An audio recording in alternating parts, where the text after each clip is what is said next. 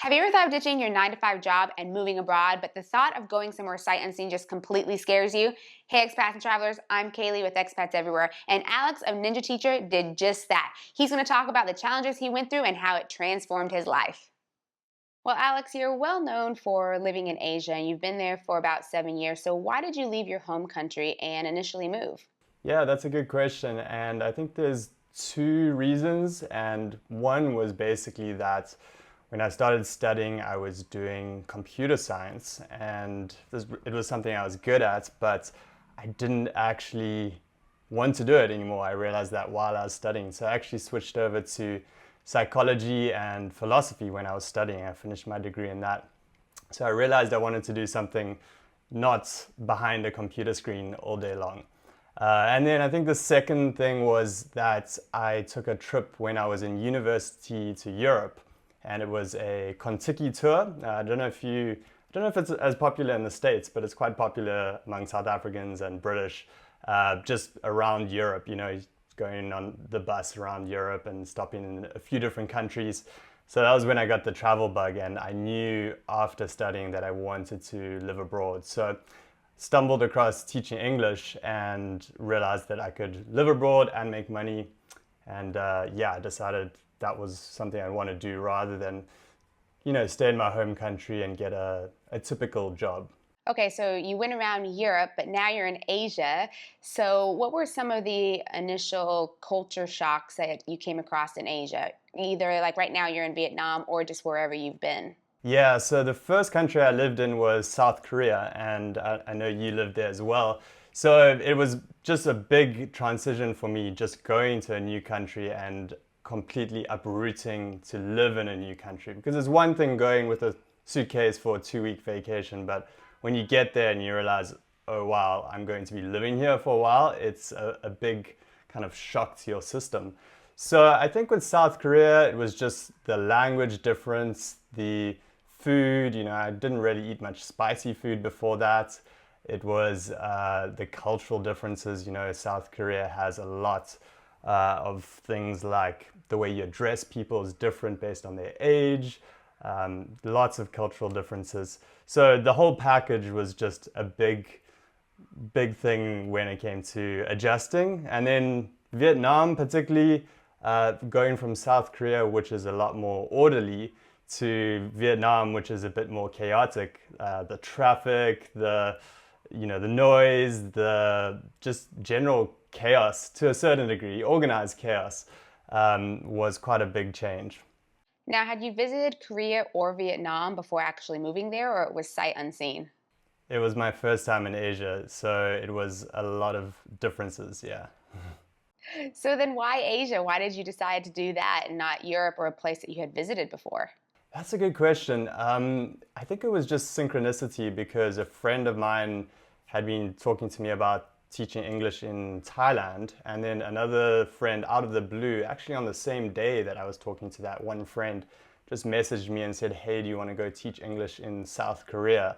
And at that point, I knew nothing about it whatsoever. But those two things just made it seem like a possibility and a reality. Later on, I found out that Asia is a good place for teaching, especially to start out. So it did end up being a good decision, but it was more just chance that led me towards Asia. Okay. A lot of people end up in Asia for teaching. Like you're right, there are a lot of good opportunities there. Right. So let's dive in a little bit into Vietnam. You said it's chaotic. Can you paint a picture for our viewers, for people who maybe have never been there or they're interested in moving there? What do you mean by chaotic? What kinds of things do you see on a daily basis? So the streets are busy because there are as many motorcycles as there are people in Hanoi and Saigon. So basically, you're going out into this mass of moving motorbikes. So you hear the noise from motorbikes. There's street vendors calling out. There's not only just calling out, they have like speakerphones, selling street food along the streets.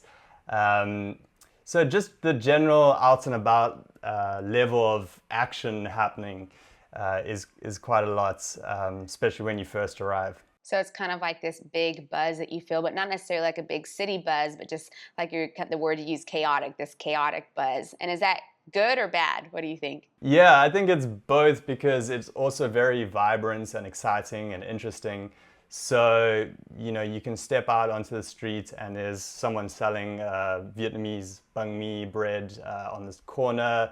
There's someone sitting at like a little cafe on these stools drinking coffee like right next door to you. And so, yeah, it's just if you like that kind of Southeast Asia vibrance and warmth of people too, the people are very friendly. There's not much of a distinction between whether you're inside or outside a restaurant, and also people just seem to be interacting all over the place. So, yeah. Okay, well, some people who are interested in moving there, one question that always comes up is logistically, what's the visa process like and what kind of challenges did you have when going through that process? Yeah, so visas are a big topic and they change often in Vietnam. So for me, it was over 5 years ago, nearly 6 years ago when I moved to Vietnam. And to be honest, it was a lot less strict then. So what a lot of people were doing was just getting a typical tourist visa and renewing it longer term.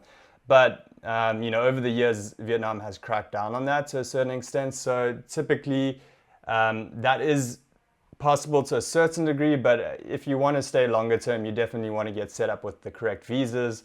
So basically, if you are working in the country, then you can get a work permit and what's called a TRC or temporary resident card, and that will allow you to work legally. As long as you've got the correct documentation, you can go through that process and get that with a local employer. Otherwise, if you want to just check out Vietnam, you can arrive on a tourist visa, stay for a period of time, usually 3-month visas, and then you might have to leave and come back and sort out a longer term visa after that. Okay, well, that's a good segue then into my next question because we've talked about teaching in Vietnam, but what other jobs are there for English speakers? And is it possible that a company will sponsor your visa? Yeah, so in Vietnam, they do have quite strict rules about hiring locals first and then only foreigners when there's a special need for them. So that's why, for one, teaching English is quite an easy job to get because you have the skill of being a native English speaker, and that's a skill that's in demand that local teachers can't do as well, arguably. So that means that if you do want to get into another field, you do have to have some skill sets already. So not that much in the way of entry-level jobs in other fields, but if you do have some special skills, basically any industry you can get into. I know Vietnam's got a big technology scene that's starting to come up, so something in that area. But again, as long as it's something that you can bring to the table and you've got experience in it, then you can get a job in Vietnam. Okay, and would you say being a native English speaker for some of these jobs like technology, that companies are looking for that? They're looking for you to have experience in whatever that field is, but then also the English aspect, they're looking for that? Or do you need to know Vietnamese, or how does that work with the language? I would say in an international company that's based in Vietnam, English would probably be the language that was used between foreigners. So whether you're a native speaker or from another country and you can speak English, that would probably be the common denominator because not many foreigners speak Vietnamese. Okay. So, yeah. How about you? Have you tried to practice, learn it? Yeah, I've learned a bit. I'm far from fluent. It's a difficult language. It's got all the tones, the ups and downs, and it's not an easy language to learn. And I think I would have devoted a bit more time if I hadn't been so busy, but there's always an excuse, right, when it comes to learning a language or anything really. Yeah, but that is tough because it's just something that we don't have in our language. So when you have to learn something completely different like that with the tone, that is tough. But good at least for giving it a go, right? Right, yeah. And having a basic level of the language, even not even basic, just learning a few phrases, Vietnamese people really appreciate it. You can make a conversation go from just awkward to big smiles just by saying a few phrases. So it's worth learning a little bit. That's good to know. Yeah, we always recommend people to at least try a little bit. And, it can be nerve-wracking, but locals really love when you're there in their country and you're at least trying to learn some of the language to communicate with them. So we always recommend that for everyone. Absolutely, yeah. So as far as adapting, learning a little bit of the language is good. What are some other things that you would say that would make it easier to adapt into the Vietnamese culture? I would say making an effort to meet locals because it is actually quite easy to end up just hanging out with expats in Vietnam because there is a really great big expat community, especially in the biggest cities. So it becomes easy not to make an effort. And I would say if you make Vietnamese friends, they're so helpful too. Vietnamese culture has a lot of emphasis on being helpful, being a good friend, like actually going out of their way to help you out with things. So not only is it beneficial to get some help with random things, it's just nice because then they will introduce you to more of the culture, see the country through the lens of someone who actually lives there, as opposed to just seeing it from the outside, from your kind of expat bubble. Yeah. How about the cost of living? What is that like there? So, having lived mostly only in South Korea and then in Thailand for a little while, it is cheaper than other Asian countries from what I've seen. It's cheaper than South Korea, for example. It can vary, and I think that's the same anywhere in the world. It can go from very low, you can live extremely cheaply, and then, of course, depends on your lifestyle. So typically we find that between 300 to 400, $500 can get you a nice apartment in the city, in Ho Chi Minh City or Hanoi. I'm in Da Nang and I actually have a small one bedroom that's probably be about what's 6 million dong to dollars is about less than $300, and it's really nice in a building that's got a rooftop pool, modern design, fully furnished. So it can be very cheap. And then, it depends on your eating. So if you eat out a lot, that's actually quite cheap because street food and local food in Vietnam is very cheap. You can get between $1 to $3 for a meal in Vietnam, good Vietnamese food at a clean, healthy restaurants. And yeah, and then if you want to eat more like Western foods, like cheeses and breads and dairy and more meats, it can go up in cost. But typically, I find that personally, I spend less than $1,000 a month to live very well. And I know that most people I know would probably spend around there. If you've got, a family or you've got other expenses that add up, could be $1,000 to $2,000, but typically not much more than that. Okay, so that's good to know. Now, you've been in Vietnam for a little bit. Would you call it home? Have you been able to adapt and live comfortably, or is there another place in Asia on your radar or out of Asia, or what are your plans as far as staying there, moving, anything like that? Yeah, so when I lived abroad, I kind of saw myself going to many different countries and living in lots of different countries.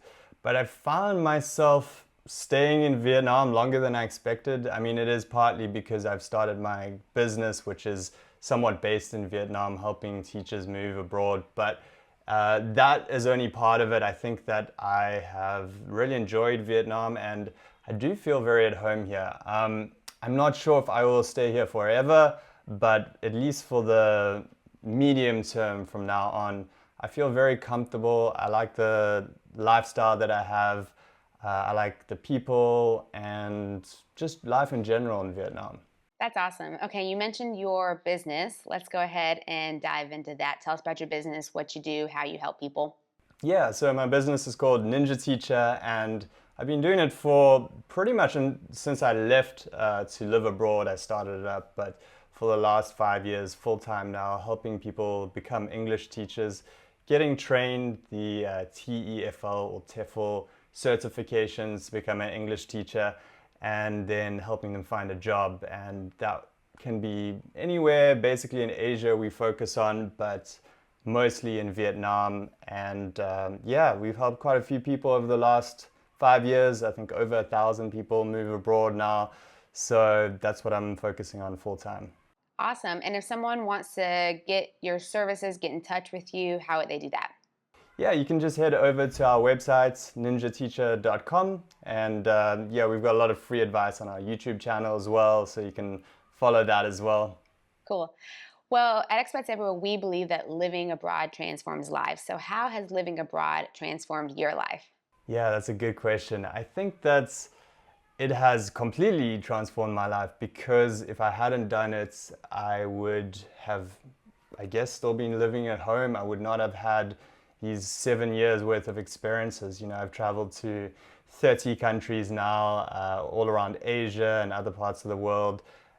You know, I've lived by the beach, I've lived in big cities, I've traveled a lot. I've done like a motorcycle trip from the south of Vietnam to the north of Vietnam. So many countless experiences. And I think those experiences particularly are the things that I'm so glad I got to have. And, you know, some people are happy to live in their home country, save up and go on vacations to other countries. I don't think there's anything wrong with that.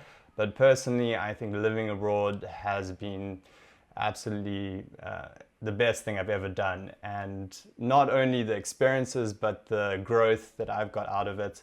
Having met lots of different people from different places, having pushed my comfort zone, having just tried a lot of new things. It's been really great. Awesome. Well, Alex, thank you so much for being on Expats Everywhere today and telling us about Vietnam, Asia, Ninja Teacher, and we wish you all the best.